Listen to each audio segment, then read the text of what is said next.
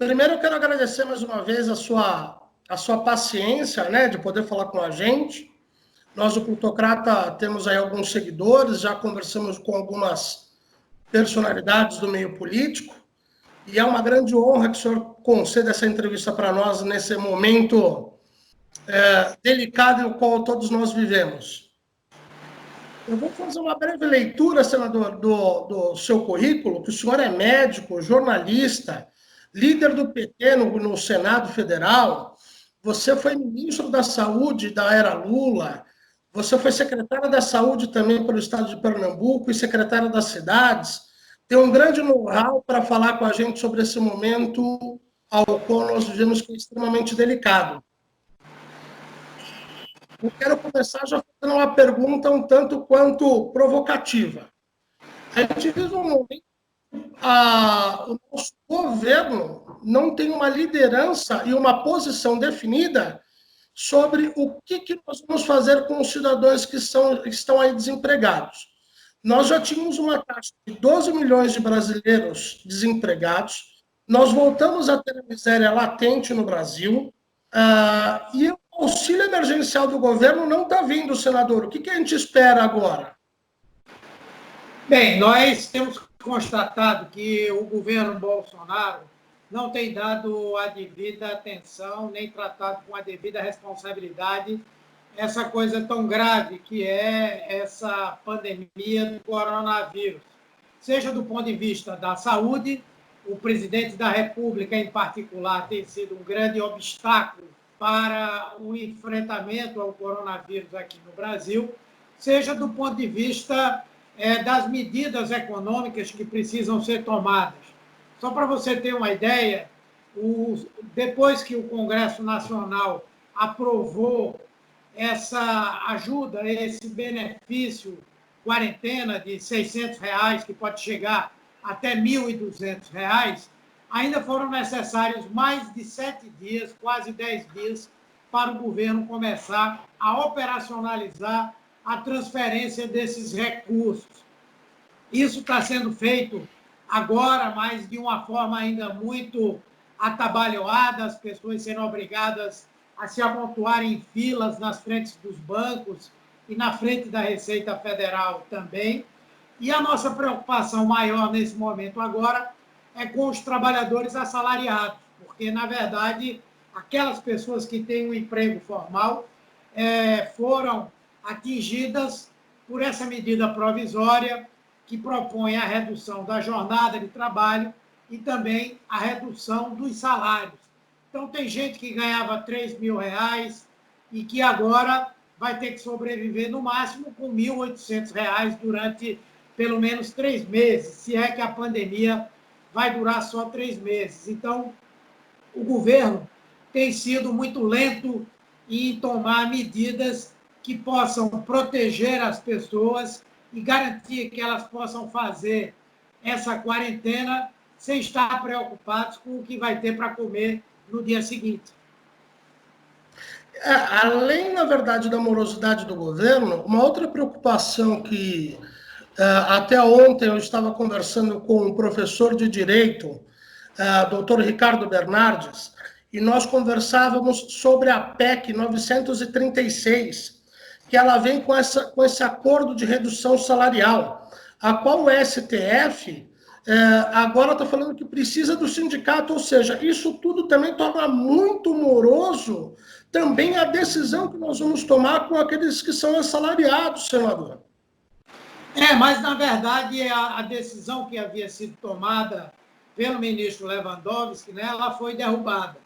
E era uma decisão, no meu ponto de vista, muito correta, porque quando se trata de uma negociação que envolve unicamente o patrão e o empregado, sem a interveniência do sindicato, é uma relação completamente desigual.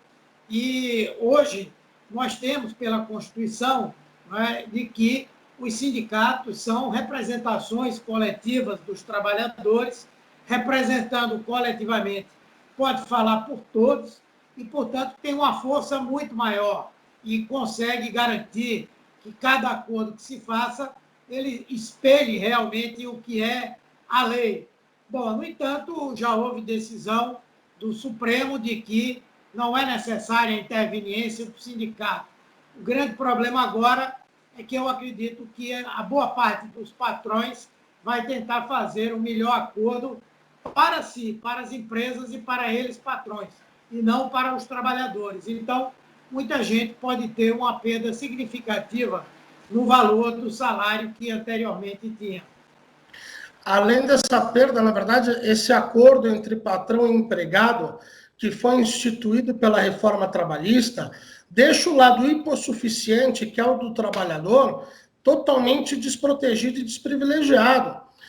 O sindicato perdeu muita força, hoje a gente vê sindicatos sendo reduzidos em tamanho e em importância, e num momento como esse também o Ministério do Trabalho está extinto, virou meramente, se não me engano, uma secretaria. Então, assim, o trabalhador hoje ele está totalmente vendido, porque além de ter o trabalhador assalariado, tem aqueles que são os MEIs, que também foi outra invenção da nova lei trabalhista, que também prejudica. Foi uma maneira de diminuir o desemprego de uma maneira muito falsa, né? Na verdade, o MEI, a criação do MEI, teve como objetivo, né, permitir que aquelas pessoas que têm o seu próprio negócio, ainda que um negócio muito pequeno, pudessem estar também amparados pela legislação previdenciária, não é? Fazendo uma contribuição proporcional ao valor do salário mínimo. Hoje deve estar na faixa de uns R$56 a contribuição de quem é microempreendedor individual, e, no entanto, passando a ter uma série de direitos, entre eles a aposentadoria. Não é? O grande problema é que, nessa situação atual, as pessoas que vivem pelo MEI ficaram numa situação meio indefinida. Elas podem ser qualificadas aí como trabalhadores informais e disputarem essa renda aí de R$600 a R$1.200, mas muitas vezes o microempresário individual ele tem um conjunto de empregados e ele precisa, por exemplo, de recurso para ter um capital de giro. Às vezes ele não quer demitir aquelas pessoas que estão trabalhando com ele. Então, era fundamental que nessa parte que diz respeito aos empréstimos que vão ser feitos à microempresa, à média empresa, que os microempreendedores individuais também pudessem ser atingidos por esse benefício, né? E isso ainda está uma zona meio cinzenta, mas eu creio que os microempreendedores poderão sim ter também uma proteção. É bom lembrar que boa parte disso não era o desejo do governo Bolsonaro. O governo Bolsonaro, por exemplo, queria, nesse benefício quarentena, que fosse dado um valor de R$200 por família. Foi o Congresso Nacional que brigou. Nós, do PT, apresentamos uma proposta de um salário mínimo por pessoa. Não conseguimos, mas pelo menos conseguimos sair desses R$600, desses R$200 para 600, podendo chegar até 1.200. E o governo Bolsonaro não queria que isso acontecesse. Então, é muito azar o povo brasileiro ter que enfrentar um problema como esse, tendo um governante que realmente não tem a mínima preocupação com as pessoas mais pobres, com as pessoas mais humildes. E outra questão, senador, você estava falando do momento do governo. O que nós percebemos é o seguinte: parece que e isso está evidente, latente, o ministro da Saúde tem uma posição, a presidência da República tem outro. Parece que está tendo uma perda agora de apoio do ministro Mandetta, o que também é preocupante, porque isso significa que vai diminuir. Se eles colocarem outra pessoa, eles querem reduzir o isolamento, eles vão expor a população a esse vírus, que está realmente em vários países do mundo. No Brasil já começou, ainda acho que até de uma maneira branda, mas a gente já percebe que tem muita gente já infectada. Você percebe que já tem um número alto de mortalidade, e é irresponsabilidade do governo com essas pessoas. Porque se o ministro da Saúde, que hoje é contra o governo, mas está a favor da OMS, e a gente percebe que o Congresso Nacional também está indo nesse mesmo sentido, de, olha, R$200, a gente sabe que hoje em dia no Brasil é risório, até o valor de R$600 eu acho que já foi um grande ganho, mas ainda assim não está adequado. A gente sabe que a inflação hoje, querendo ou não, ainda mais nesse momento, os supermercados têm aumentado os preços assim absurdamente. Então, é um momento delicado de desgoverno e falta de liderança. Hoje, por exemplo, a gente percebe que as lideranças que estão aparecendo, como alguns governadores, como o Dino Flávio, até mesmo apesar das minhas contrariedades a esses dois, o próprio Witzel e o Dória, no estado de São Paulo, eles estão indo contra o governo federal e preservando o isolamento. E o presidente da República, a todo momento, sendo contrário a isso. Como se você acha que fica a população nesse sentido? Porque aí agora o presidente quer se acreditar também desse benefício de R$600, que não foi ele que conseguiu. O Paulo Guedes falou muito claramente que o máximo que o governo poderia arcar é R$200. Ao mesmo tempo, a gente assiste o Banco Central querendo liberar 91 bilhões de reais em crédito a juros baratos, que vai beneficiar as grandes empresas. E a gente tem a população brasileira, principalmente de baixa renda, aí passando fome já nesse momento. São mais de 30 dias já que nós estamos nessa situação. Sim, na verdade, isso também é uma preocupação nossa, não é?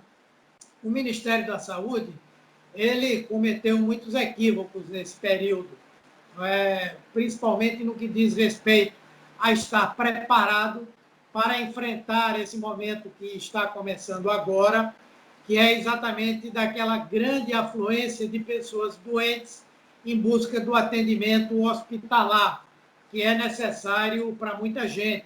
Então, o governo errou porque não preparou, o Ministério da Saúde não preparou adequadamente o Brasil para que ele tivesse um número de leitos de UTIs, principalmente, adequado, que tivesse respiradores em quantidade suficiente para o atendimento de quem vai precisar. E também, e principalmente, a questão da testagem. Os países todos, eles têm um número de casos bastante aproximado da realidade quando se trata das estatísticas. Aqui no Brasil, não.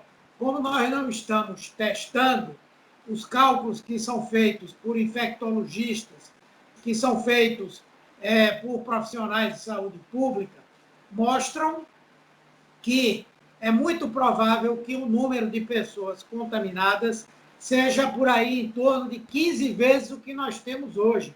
Ou seja, se nós estamos contabilizando aí 25 mil, é bem provável que esse número já esteja beirando aí os 400 mil, porque nós não estamos fazendo testes como outros países estão fazendo. Isso foi uma falha do Ministério. Agora, nós temos que reconhecer que, no que diz respeito a essa fase que envolve o isolamento social, o Ministério da Saúde atuou bem.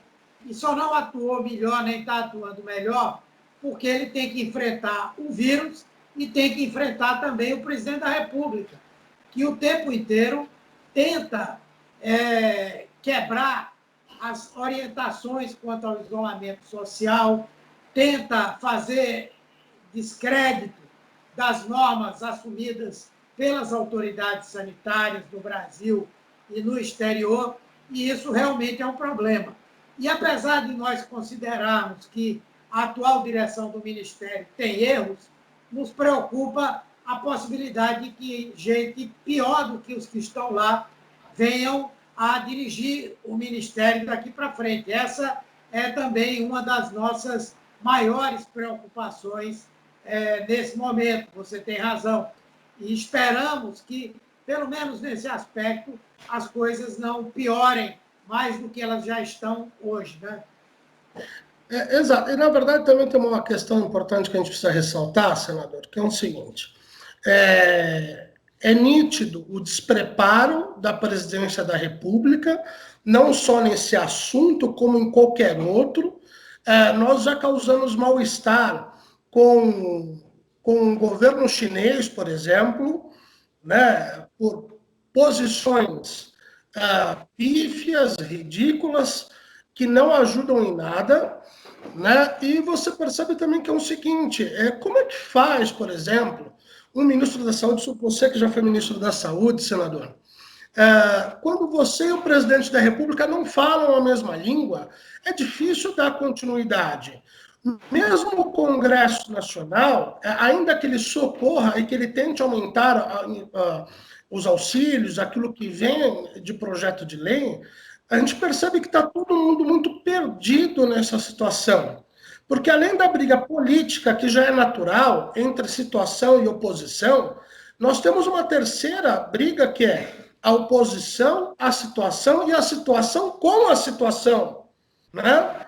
E isso não faz a gente superar, muito bem salientado por você, este momento, mas o que a gente pode esperar? Por coisa que eu vejo que assim, a população que cada vez menos está contando com a ajuda dos políticos. E quando me parece que conta, é num sentido de fazer manifestações igual a gente tem visto, pessoas indo para a rua falar que o coronavírus é uma mentira. Né? Você percebe que também é por conta da presidência da República, no momento que ela se manifesta. Como a gente consegue desmistificar isso, mostrar isso, além dos números latentes de pessoas infectadas, o índice de mortalidade, como a gente consegue trazer isso, por exemplo, partindo de uma questão política? Bem, na verdade, isso é um grave problema que nós estamos enfrentando no Brasil hoje.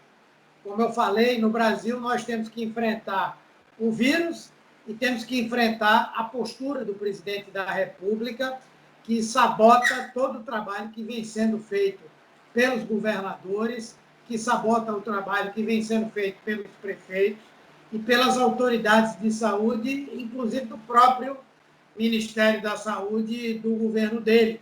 Essa é uma grande dificuldade que nós estamos enfrentando nesse momento.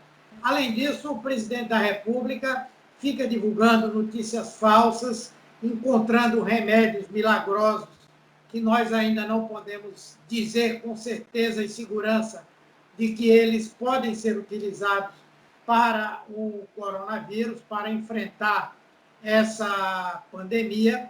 E, portanto, cria-se uma situação muito difícil, porque há dois comandos, há dois discursos.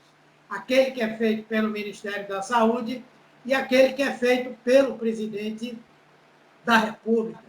E, queira ou não, o presidente da República é alguém em quem as pessoas se espelham.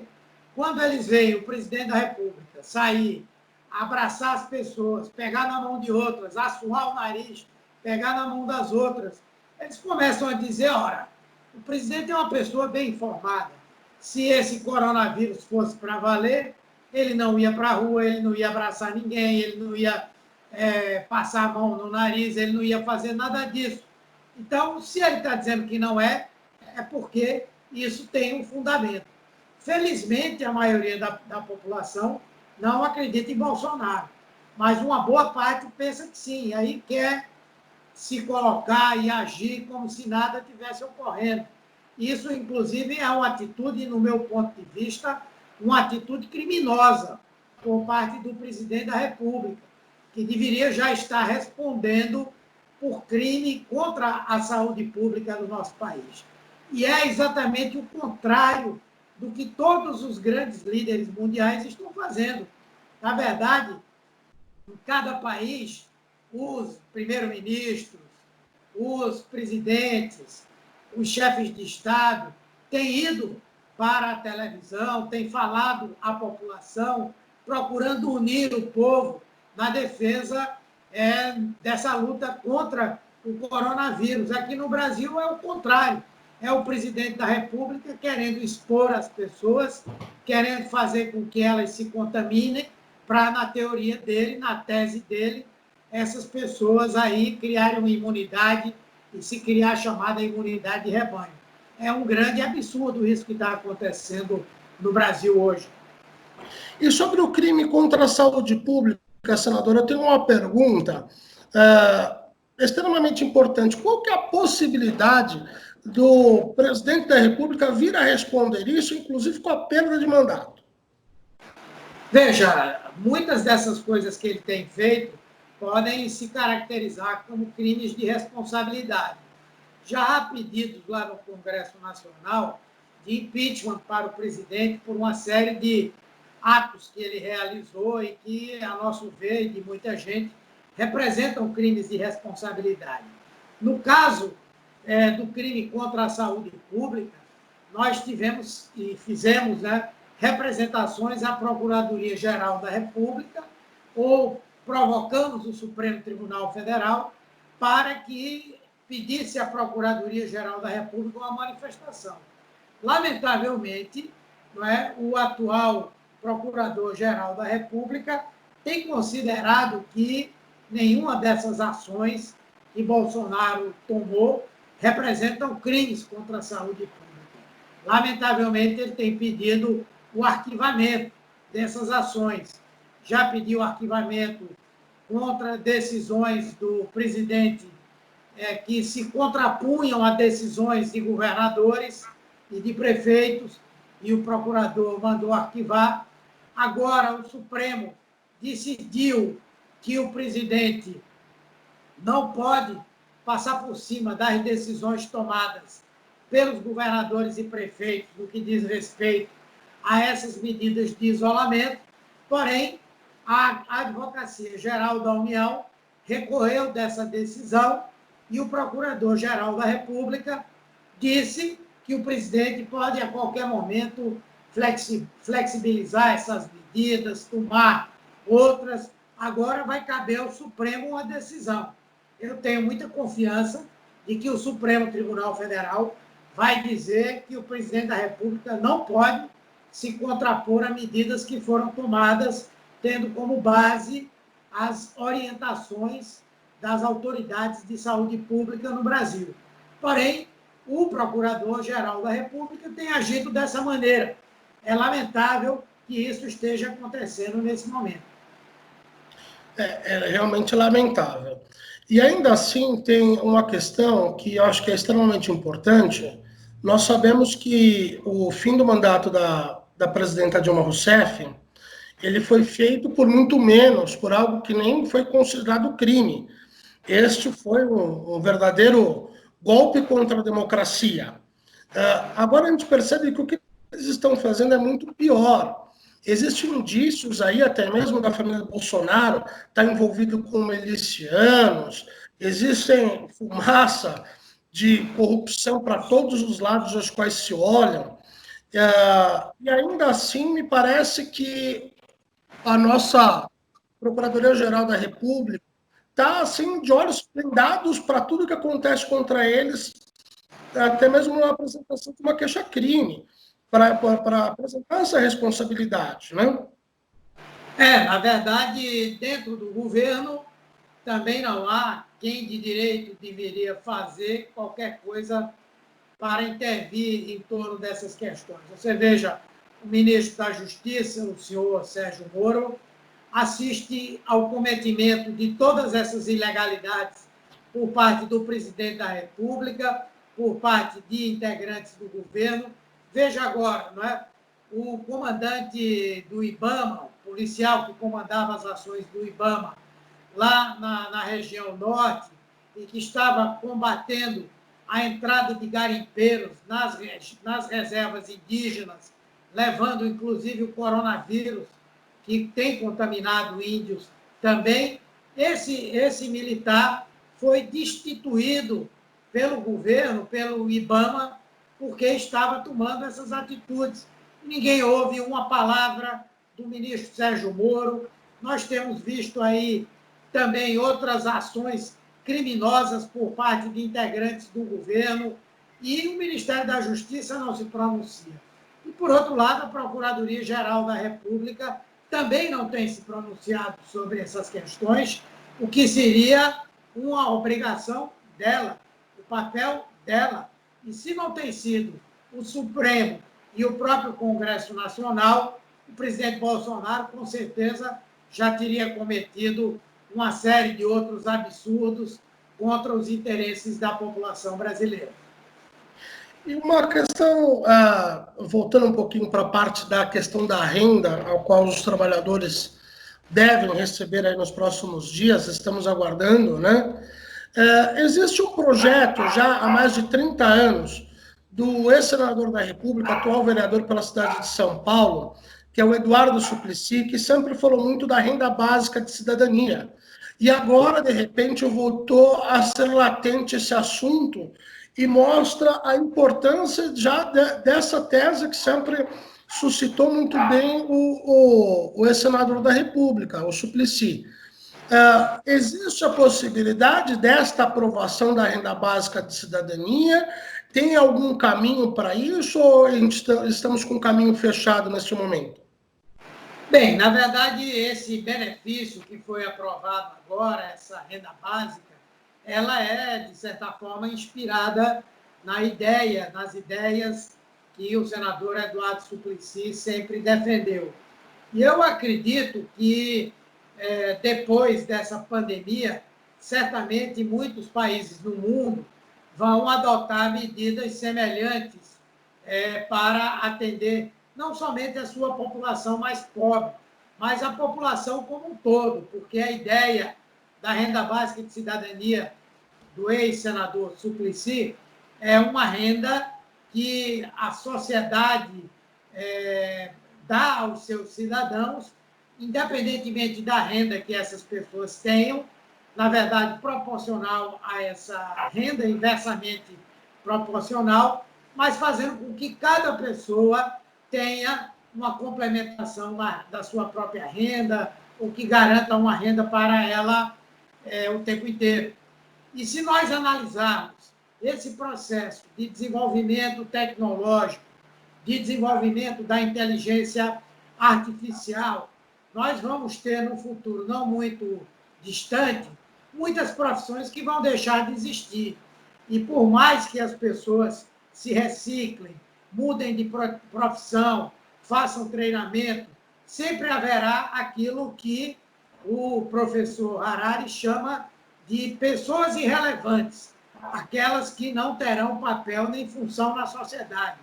E para que elas sobrevivam, nós vamos ter que garantir uma renda mínima, uma renda básica para todas essas pessoas, até para que o capitalismo possa continuar a existir, porque essas pessoas precisam continuar a consumir todas as novidades tecnológicas, industriais ou não, elas precisarão de pessoas que venham a consumi-las. Então, acredita-se que dentro de alguns anos, alguns países, assim como já é hoje na Finlândia, por exemplo, que há uma renda básica para todos os cidadãos e cidadãs, daqui a pouco a gente vai precisar ter isso num número cada vez maior de países no mundo.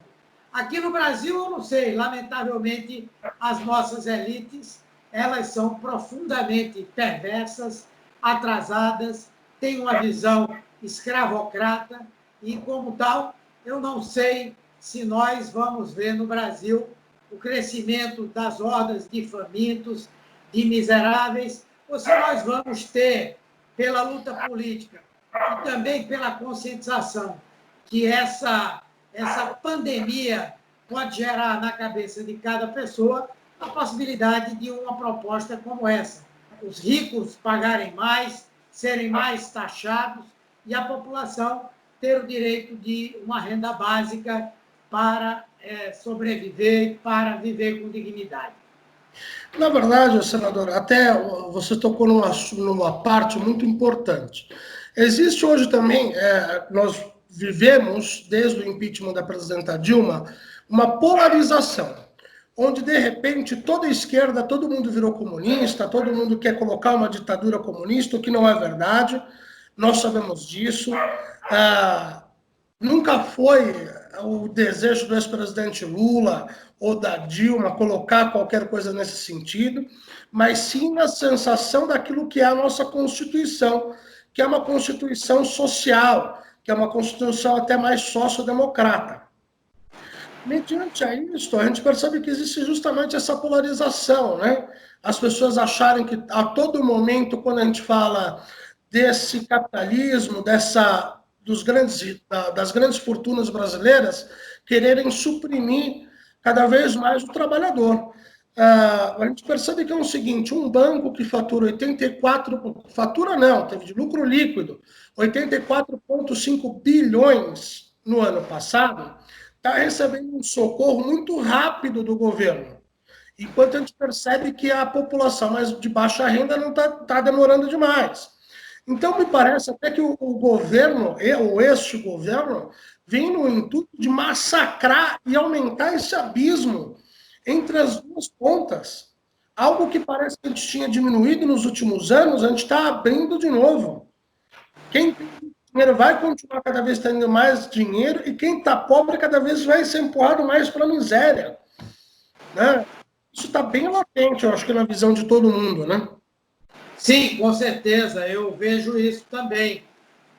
O Brasil, nesse período do presidente Temer, juntamente com o Bolsonaro, sofreu um processo de empobrecimento muito grande, de ampliação das desigualdades sociais, das desigualdades regionais.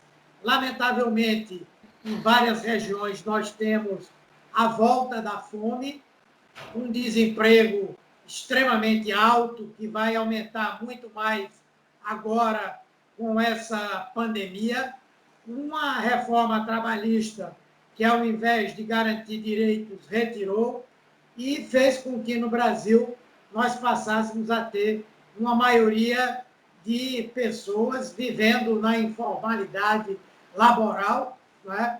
Com um quadro extremamente difícil. E, na verdade, toda essa política que está sendo aplicada hoje no Brasil, na verdade, ela está em xeque no mundo. Boa parte dos governos agora, né, tem questionado o porquê dessa política de ajuste fiscal, de o tempo inteiro uma verdadeira obsessão pela redução do tamanho do Estado. E aí, em momentos como esse, é que a gente vê a importância que o Estado tem. O Estado está salvando vidas, o Estado está salvando empregos, está garantindo que as pessoas não morram de fome, mas o Estado também está salvando as empresas, está salvando o setor financeiro. Nós sabemos que não pode haver um colapso do setor financeiro, é preciso, sim, o governo atuar aí. No entanto, a intensidade e a rapidez com que o governo atua para salvar os bancos e para salvar as pessoas é muito grande, é uma diferença muito grande. Não é? Na primeira semana que se falou dessa crise, o governo já antecipou 1 trilhão e 300 milhões de reais para os bancos, seja de recursos que já eram dos bancos, como os empréstimos, os depósitos compulsórios, seja pela transferência de recursos para esses bancos para garantir a sua liquidez. Enquanto isso, para atender os mais pobres, depois da aprovação dessa renda básica, nós tivemos que esperar mais de 10 dias para que os primeiros trabalhadores começassem a receber esse recurso para ter condição de sobreviver. E, senador, mediante a isso, eu tenho uma pergunta tão tanto quanto provocativa, mas extremamente importante de ser feita. Eu tenho sentido que a oposição perdeu o espaço e a sua força. Eu não sei se porque também perdeu um pouco do apoio popular, porque, por incrível que pareça, o que a gente nota e percebe na rua é que também tem pessoas de baixíssima renda que apoiam um governo que visivelmente está tentando acabar com eles, né, com a vida deles, com a existência deles, ainda assim apoia. Será que a oposição perdeu o apoio popular e por isso que nós perdemos essa força? Não, veja, eu acho que realmente o governo Bolsonaro ele tem uma base social relevante. E dentro dessa base social relevante também existe uma parte significativa dos pobres. Porém, é inegável também que o governo Bolsonaro perdeu muito apoio e está perdendo muito apoio, especialmente dos setores mais esclarecidos, de uma classe média que esteve ao lado dele aí durante pelo menos um ano e que está vendo nas atitudes dele, nesse momento, né, uma postura altamente irresponsável, até mesmo criminosa, de como lidar com os grandes problemas do Brasil. Nós, da oposição, temos feito aquilo que é possível. Primeiro, é necessário lembrar que nós, especialmente o PT, estamos aí sofrendo um massacre midiático, político, de todas as forças aí da direita, da extrema-direita e até mesmo do centro, que vem desde 2013. São 7 anos de massacre que nós estamos sofrendo. Não é? Isso, naturalmente, nos fez perder peso, importância e força. No entanto, eu acho que nós estamos conseguindo recuperar uma parte significativa disso aí, seja porque conseguimos nos unir ao longo desse primeiro ano e meio, quase um ano e meio, do governo Bolsonaro, apesar de algumas figuras da oposição trabalharem o tempo inteiro pela nossa desunião, é o caso do Ciro Gomes, mas o próprio PDT, juntamente com outros partidos de esquerda, tem trabalhado para estarmos juntos. E nós estamos conseguindo essa questão de estarmos juntos em várias ações relevantes, em várias ações importantes ao longo desse 1 ano e meio. E isso representa a possibilidade de nós irmos construindo uma retomada da nossa força. E outra coisa relevante é que até mesmo os setores da centro-direita, do centro, também estão querendo se somar a um esforço de enfraquecimento do governo Bolsonaro, de denúncia do que é a extrema-direita no Brasil. Os bolsonaristas hoje no Brasil parecem até uma seita, como se fosse uma seita religiosa, porque desconhecem o papel da ciência, acreditam cegamente em tudo que o mito fala e diz, não é? Assumem uma postura agressiva, radical, até violenta em relação a quem pensa de uma forma diferente, não é? E essa não é a natureza da maioria da população brasileira. Não é isso que o povo brasileiro quer e gosta de ver e atua para ver. Não é realmente assim. Na verdade, a gente percebe que tem uma desinformação que é proposta por toda essa extrema-direita, pessoas que falam absurdos, como o astrólogo Olavo de Carvalho, que toda hora fala bobagens homéricas, e isso também causa uma desinformação muito grande. Mas eu queria voltar na sua fala, quando você falou sobre a oposição que o Ciro Gomes faz hoje ao PT. Me parece que teve uma desavença nas últimas eleições presidenciais, onde o Ciro Gomes queria receber o apoio do PT para que ele saísse candidato à presidência da República, e aí teve um desacordo, um desarranjo político naquele momento, até mesmo no segundo turno, todo mundo esperando este apoio, afinal, PDT e PT sempre foram grandes aliados, né, desde a época do Brizola, saudoso Brizola, e de repente essa rincha começou. E a gente percebe que assim, o Ciro Gomes tem atacado efusivamente, até com discursos falando que a culpa de existir o Bolsonaro é do PT. Então, como é que fica se a oposição também não está se entendendo? E, obviamente, porque 2 aliados históricos, né? Afinal, 3 aliados históricos, o PCdoB, o PDT e o PT sempre foram aliados, sempre estiveram no mesmo lado, de repente brigando entre si. Bem, na verdade, é uma situação que nos preocupa, né? Porque a possibilidade de nós termos sucesso, na minha avaliação, em 2020, é se realmente nós estivermos unidos, se toda a oposição, se toda a esquerda estiver unida. E isso, então, é um objetivo que nós temos que procurar o tempo inteiro. Eu acho que nós estamos indo bem, apesar da posição que tem o Ciro Gomes, mas eu acredito que há excelentes condições para nós marcharmos PT, PDT, PSB, PCdoB, PSOL, a própria rede e o PV, de nós marcharmos com uma candidatura única. Eu acho isso possível, embora que ainda esteja muito longe. Nós temos outras coisas para resolver antes. Uma delas é se Bolsonaro vai ficar ou não até o fim do mandato dele, porque, na verdade, ele tem feito um trabalho no nosso país, não é, que, de forma alguma, o credencia para continuar governando. Ele é uma ameaça para o povo brasileiro, ele provoca o mal à população.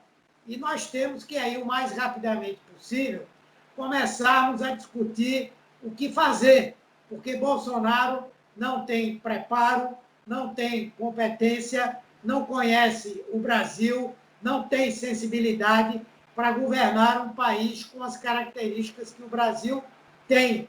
E, por essa razão, daqui a pouco nós vamos ser chamados a discutir se ele deve continuar ou não. Então, nós temos que resolver essa questão também.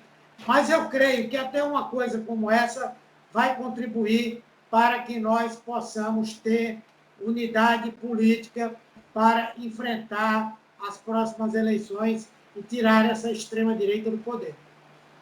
E sobre a continuidade do Bolsonaro, nós falamos aqui sobre uma queixa que parece estar no STF, que eles precisam analisar e ver se realmente existe essa continuidade, mas a gente sabe também que se o Bolsonaro cai hoje da presidência da República, ou cai até o final do ano, se chama novas eleições, o que até seria bom.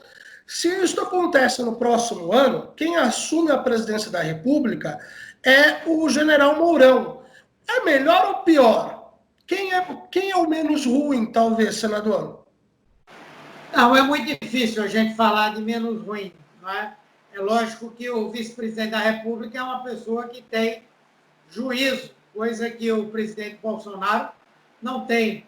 Mas nós sabemos que ele defende esse mesmo projeto econômico que está sendo implementado no Brasil, que tem sido muito ruim para os mais pobres. Então, isso não resolve o problema, não é? Porém, isso é fruto de uma correlação de forças. Vai ser fruto de uma correlação de forças. Porque também, se acontece uma substituição de ambos no ano que vem, a eleição vai se dar indiretamente pelo Congresso Nacional. E aí o mais provável é que alguém como o Rodrigo Maia, o presidente Rodrigo Maia, possa ser eleito presidente. Então, nós temos que fazer aí uma escolha que, se nós tivermos força, será por realização de eleições, mas se nós não tivermos, não vamos ter como impor a nossa alternativa. E é por isso que, nesse momento, o PT, e eu também, em particular, não defendemos a palavra de ordem do impeachment agora, do fora Bolsonaro, pelo fato de que, nesse momento, tirar Bolsonaro, eu não diria, mas defender essas ideias é algo que não tem ainda o respaldo, o apoio popular. Eu espero que, depois dessa quarentena, nós possamos ir para a rua e mostrarmos o que pensa a grande maioria da população brasileira, que com certeza não quer mais Jair Bolsonaro. E como recuperar esse apoio popular, senador? Porque, assim, uma das minhas preocupações, eu tive um grande prazer de conhecer um dos fundadores do PT, o senhor Rafael Martinelli, falecido recentemente, uma figura histórica e icônica na luta sindical dos ferroviários. E eu percebo que é o seguinte: nós perdemos, que eu digo assim, a oposição perdeu essa ligação próxima, aquilo que realmente unia. Eu lembro nos anos 90 e até o início dos anos 2000, as paralisações, as greves, quando a força que tinha o sindicato, o próprio Partido dos Trabalhadores, em unir a população. Hoje eu sinto que a população está um pouco desgarrada e cansada, na verdade, também um pouco dos escândalos ao qual o Partido dos Trabalhadores sofreu, porque parece que só o Partido dos Trabalhadores também foi errado. Parece que só o PT cometeu algum erro. Como se o PSDB, o PMDB, que é o pior partido, nunca tivesse cometido. Como recuperar esse apoio popular para fazer justamente esse apoio de chegar no impeachment? Bem, na verdade, é importante lembrar também que os movimentos sociais eles mudaram qualitativamente. Né? Hoje, os movimentos sociais relevantes eles são outros. O movimento sindical perdeu força não somente pelas ações do governo Michel Temer e do governo de Bolsonaro, mas também porque aquilo que a gente convencionou chamar durante muito tempo de classe operária, classe trabalhadora, mudou qualitativamente. Por exemplo, boa parte desses trabalhadores hoje estão na informalidade, boa parte deles hoje são trabalhadores de aplicativos que não têm nenhuma forma de organização e para quem nós não estamos falando ainda, não conseguimos traduzir para essas pessoas as contradições que existem na sociedade.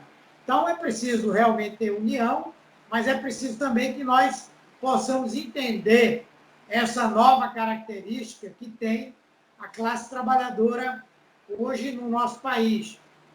Ao mesmo tempo, é preciso que nós possamos criar canais de diálogo, que nós possamos estar presentes, organizar as periferias das grandes cidades, onde esses trabalhadores estão hoje localizados, onde não tem Estado, onde impera a falta de lei, e para o enfrentamento disso, muitas vezes, existem apenas as igrejas, alguns movimentos específicos, enfim.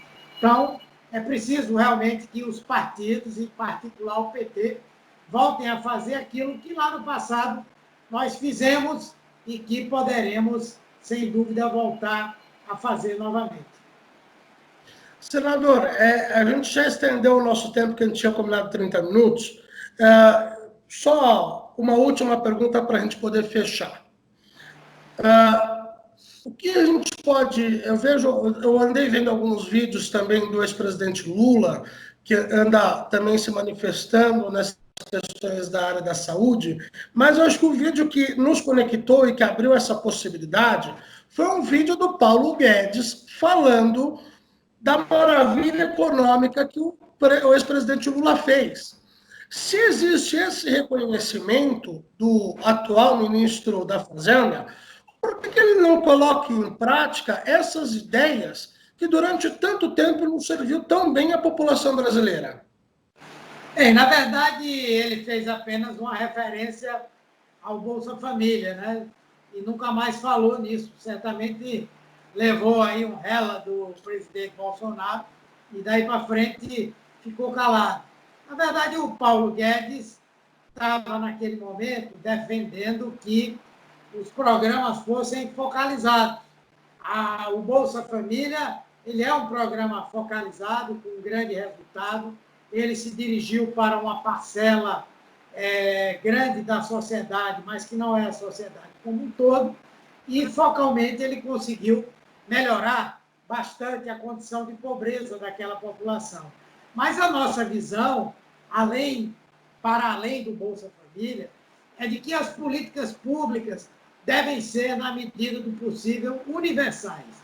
E esse segmento liberal, que o Paulo Guedes representa, não tem essa visão. Acha que o Estado deve existir apenas e tão somente para atender, em termos de políticas sociais, aos miseráveis. O restante da sociedade deve se virar para encontrar, pelo próprio mercado, os meios de ter acesso a essas políticas de saúde, de educação, de habitação e tantas outras mais. Isso é, em grande parte, o que nos diferencia dessa turma liberal e neoliberal. Agora, eu acho que hoje no mundo o neoliberalismo está perdendo a disputa, está perdendo a parada, e espero que, a partir do exemplo, principalmente dos países europeus centrais, nós tenhamos aí mudanças para produzir países com sociedades muito mais justas e igualitárias do que as que nós temos hoje. Senador, mais uma questão. Eu acho que o senhor pode, nesse momento, aproveitar e deixar um recado para todo mundo que nos ouve. Afinal, o Plutocrata tem mais de 70 mil seguidores. Qual que é a mensagem que o senhor quer deixar para todo mundo neste momento de coronavírus, com esse desafio que é o governo atual? Qual é a grande mensagem que o senhor quer deixar, senhor senador Humberto Costa, para a população brasileira? Aproveita que o tempo agora é seu. Bem, na verdade, primeiro eu quero agradecer a você, André, quero agradecer ao Plutocrata por essa oportunidade de a gente conversar e quero deixar uma mensagem de que as pessoas confiem na ciência, confiem no que as autoridades de saúde, naquelas pessoas que são especializadas e experts em saúde pública. Essas pessoas estão dando as recomendações, os conselhos, as sugestões corretas e adequadas. Não leve em consideração qualquer coisa do que o presidente Bolsonaro diz e vamos, de fato, manter esse processo de isolamento social até o momento em que nós tivermos condição de realmente voltarmos todos a trabalhar ou começarmos paulatinamente fazendo isso. Ao mesmo tempo, nós temos que lutar e cobrar para que o governo Bolsonaro seja ágil para montar leitos de UTIs, para atender as pessoas que estão precisando urgentemente de ocupar um leito no hospital, especialmente leitos em unidade de tratamento específico. Vamos estar cobrando o tempo inteiro a testagem, que as pessoas sejam testadas. Vamos cobrar para que o governo garanta que as pessoas que estão na quarentena possam sobreviver com dignidade e, acima de tudo, vamos nos unir para, passada essa pandemia, nós começarmos a mudar o Brasil e, se tudo der certo, essa mudança deve começar pela retirada do presidente Bolsonaro. Grande abraço a você, disponha, um abraço a todos os seus seguidores e a todas as suas seguidoras. Senador, muito obrigado. Eu agradeço a sua atenção e o privilégio dessa conversa. Até uma próxima oportunidade. Um abraço. Até mais.